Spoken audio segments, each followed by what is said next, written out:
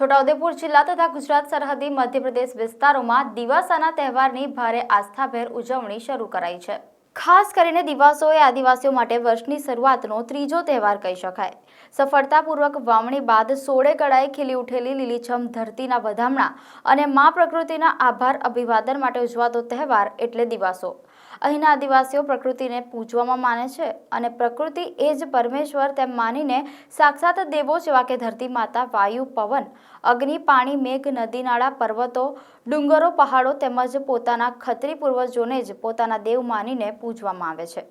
દરેક દેવોના નામ લઈને રાજીનું ગાયણું કરવામાં આવે છે, જે દેવોને રીઝવવા માટે, ખુશ કરવા માટે કરવામાં આવે છે કે ચાલુ વર્ષે ચોમાસા દરમિયાન કરવામાં આવતી ખેતીવાડી લીલી રહે અને વાવણીનો મલબક પાક થાય, તેમજ વર્ષ દરમિયાન ઢોર ઢાકર અને પોતાના ઘરમાં અને ગામમાં સૌ સુખ શાંતિ, સૌની તંદુરસ્તી જળવાઈ રહે તે માટે દેવોને રાજી કરાતા હોય છે।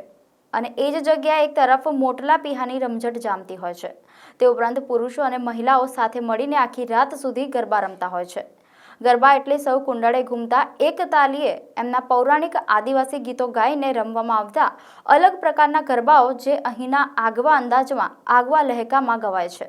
આ મહિના આદિવાસીઓમાં દિવાસાનું વિશેષ મહત્વ હોય છે। ગામની અંદર દિવાસાના તહેવારમાં આદિવાસી દેવસ્થાનો કે જેવા કે અમારા ચાંબલિયા દેવ, દુધિયા દેવ, બાબા કુવાજા દેવ, બાબા જડવા દેવ સહિતના આદિવાસી દેવસ્થાનો પર દર વર્ષની જેમ આસ્થાભેર પૂજન કરવામાં આવ્યું અને દર વર્ષની જેમ ગામના લોકો ગઈકાલે સાંજે ગાયણું કે રાજીનું ગાયણું કરવામાં આવ્યું અને આજે દેવ એટલે આજે દેવનું પૂજન કરીને દિવાસાની ઉજવણી કરવામાં આવી। લાલસિંહભાઈ રાઠવા, પાણીબાર।